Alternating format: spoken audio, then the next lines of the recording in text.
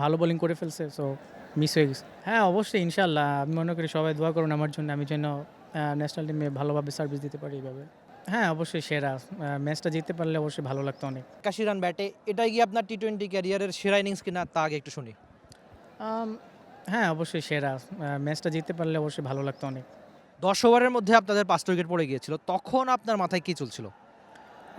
আসলে আমার উপর আমার বিশ্বাস ছিল, আমার স্কিলের উপর ট্রাস্ট ছিল যে আমি যতটুকু আমি ফিনিশ করতে পারি, যতটুকু পর্যন্ত লম্বা করতে পারি। আ শেষ পর্যন্ত ট্রাই করছি, এখন আ ভালো বোলিং করে ফেলছে, সো মিস হয়ে গেছে।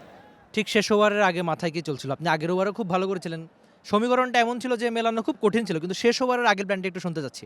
আমার প্ল্যান একটাই ছিল যে ৪-৬ মারতে হবে। সো রানটা অনেক দরকার ছিল। সো এখানে সিঙ্গলসের কোনো অপশন ছিল না। সো আমি জানি যে আমি হিট করতে পারবো আমি থাকলে, ওইটাই পেরেছি। সো আনফরচুনেটলি ম্যাচটা জিততে পারি নাই।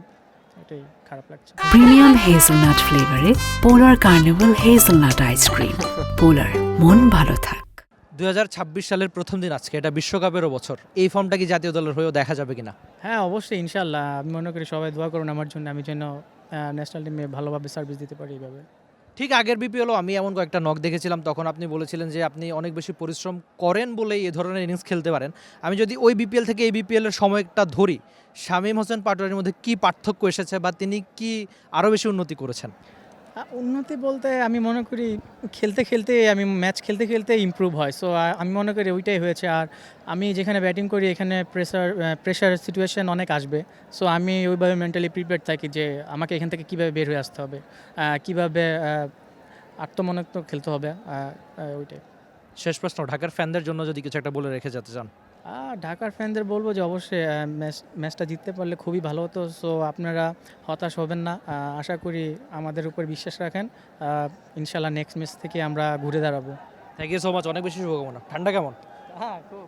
আচ্ছা, শামীম হোসেন পাটোয়ারি বলে গেলেন যে এমন ইনিংসগুলো তিনি জাতীয় দলের হয়েও খেলতে চান, যেহেতু 2026 বিশ্বকাপের বছর। দেখা যাক শামীম হোসেন পাটোয়ারি সেই কাজটা ঠিকঠাক করতে পারে কিনা।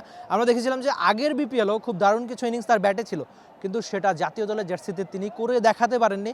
এবার অবশ্য চ্যালেঞ্জটা ওই একই রকম থাকছে।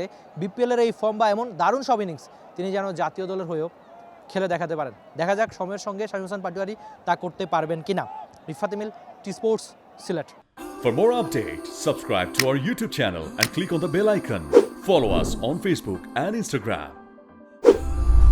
Download T Sports app to enjoy exciting games and highlights. Visit tsports.com.